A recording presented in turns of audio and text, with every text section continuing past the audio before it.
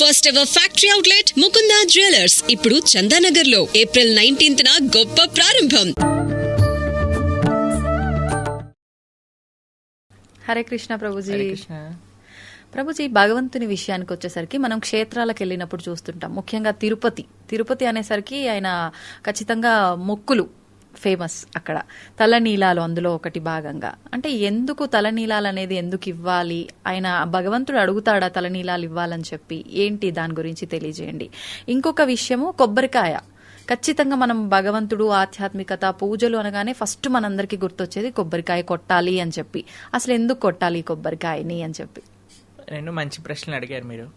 కొంతమంది సినిమాలో వాళ్ళు కూడా మనల్ని ఎగతాళి చేస్తారనమాట, భగవంతుని డాండ్రఫ్ జుట్టుని ఏం చేసుకుంటాడు అని. యాక్చువల్గా వీళ్ళంటి వాళ్ళు అంటే మూర్ఖులు, తత్వం తెలియని వాళ్ళు అనమాట.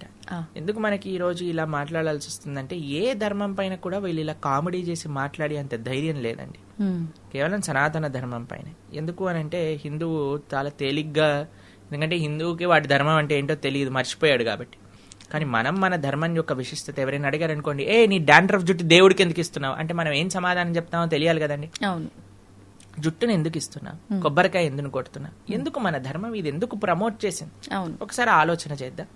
ఇప్పుడు చూడండి, జుట్టు విషయానికి వచ్చేసరికి ఎక్కడున్నా సరే జుట్టు ఉందనుకోండి, ఒకలైతే నేను చూసాను బైక్ దిగక ముందు ఒక చిన్న దువ్వెన పెట్టుకొని దువ్వెన తీసి తూకుంటున్నాడు అనమాట. ఎందుకంటే ఏది ఉన్నా సరే ఆ హెయిర్ స్టైల్ అనేది అన్నిటికంటే ముఖ్యం అనమాట. ఎక్కడైనా విండో చూపిస్తాను వెంటనే సరి చేసుకుంటూ నించుంటారనమాట. అనిపించిందంటే జుట్టు సరి చేయాలి, ఎలా ఉన్నామో చూసుకోవాలి, అంతే కదండి. అంతే. ఇప్పుడు ఒక వ్యక్తి అట, వాడికి గుండుగాడట, మొత్తం బట్టతల, ఇక్కడ రెండు జుట్టు, ఇక్కడ 2 కేశాలు అలా ఉన్నాయట.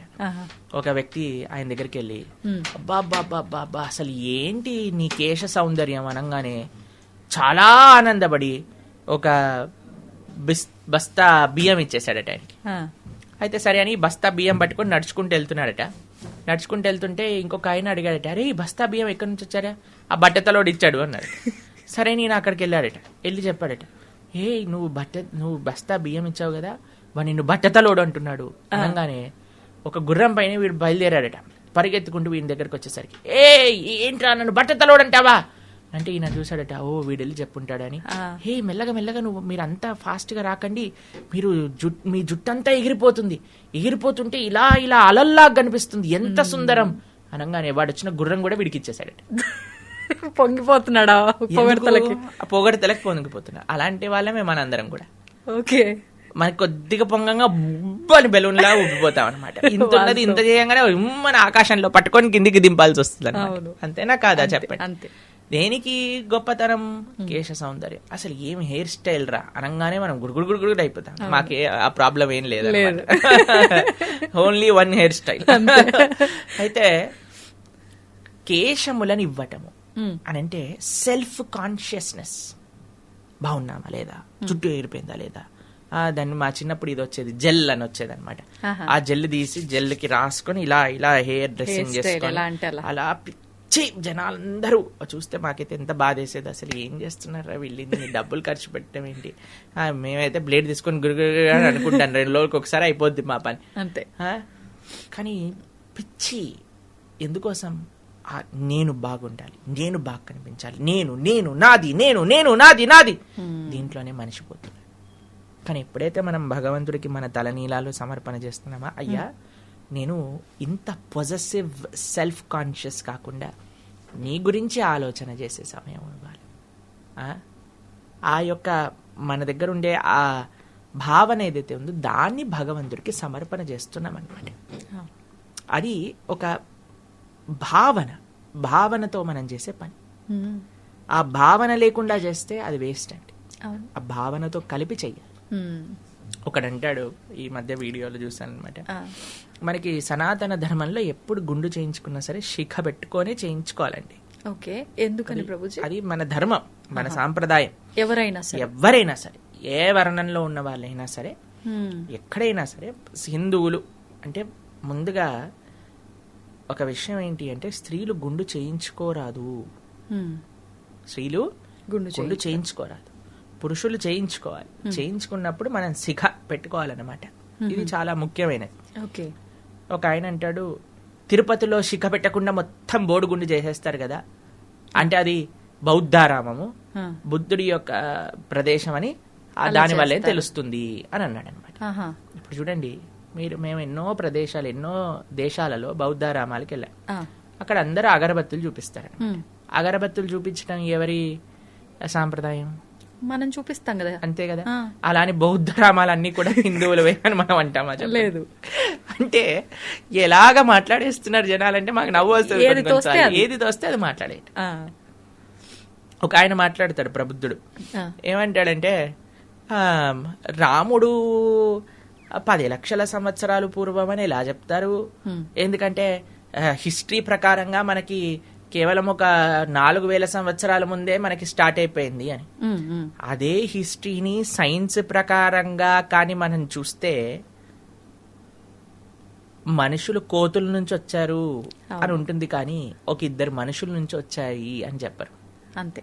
మన ధర్మం గురించి చెప్పేటప్పుడేమో సైన్స్ హిస్టరీ కావాలి, వాళ్ళ ధర్మం దగ్గరకు వచ్చేసేదేమో వాళ్ళ పుస్తకం కావాలి. అంతే. మన ధర్మాన్ని దూషణ చేసేటప్పుడేమో అడ్డమైన లాజిక్లన్నీ తీసుకొస్తాడు, వాళ్ళ ధర్మాన్ని ప్రశ్నిస్తేనేమో మాది సత్యం అంటారు. అంతే. ఏంటండి అసలు? ఎవరి స్వార్థం వాళ్ళది. ఎంత మోసం, ఎంత స్వార్థం, అసలు ఎన్ని రకరకాలుగా సనాతన ధర్మాన్ని. కానీ మీకు ఒక విషయం తెలుసా అండి, వీళ్ళు ఏమీ చేయలేరు మన ధర్మాన్ని. ఎందుకో తెలుసా అండి, ఎప్పటి వరకైతే 1000 సంవత్సరాల నుంచి భారతదేశాన్ని అన్యమతస్థులు పాలిస్తూ ఉన్నారు, అయినా ఈ భారతదేశంలో అందరికంటే ఎక్కువ ఉన్నది సనాతన ధర్మానికి చెందిన వాళ్ళే. అవునా కదా? 1000 సంవత్సరాలైనా సరే మనం బాగున్నాం, 1,00,000 సంవత్సరాలైనా సరే మనం బాగుంటాం. ఎప్పుడు మనము సినిమాలలో చూసి మన ధర్మాన్ని మనమే అవహేళన చేసుకోవటం ఆపినప్పుడు,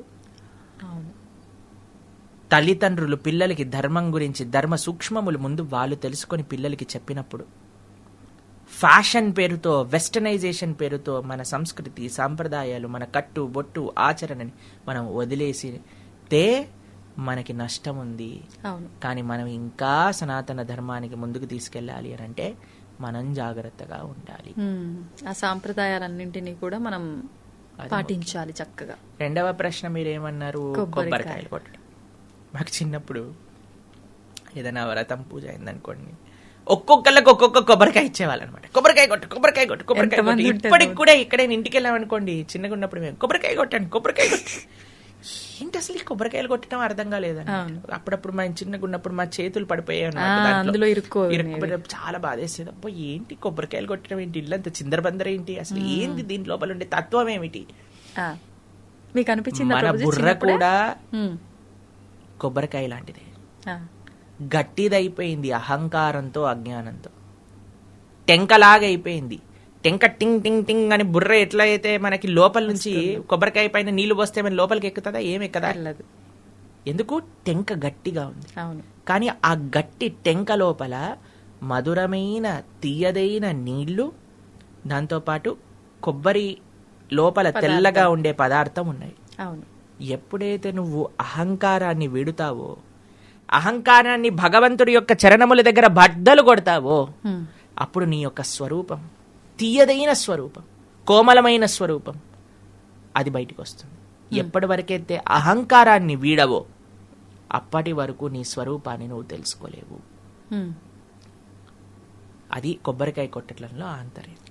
ఒక కొబ్బరికాయ తీసుకొని భగవంతుడి ముందేస్తే, స్వామి కొబ్బరికాయ ఎట్లయితే పగిలిందో నా అహంకారం అలా పగులుగాక, నా అజ్ఞానం అలా పగులుగాక అని స్వామికి విన్నవించాలి. కొబ్బరికాయ కొట్టడం తప్పు కాదండి.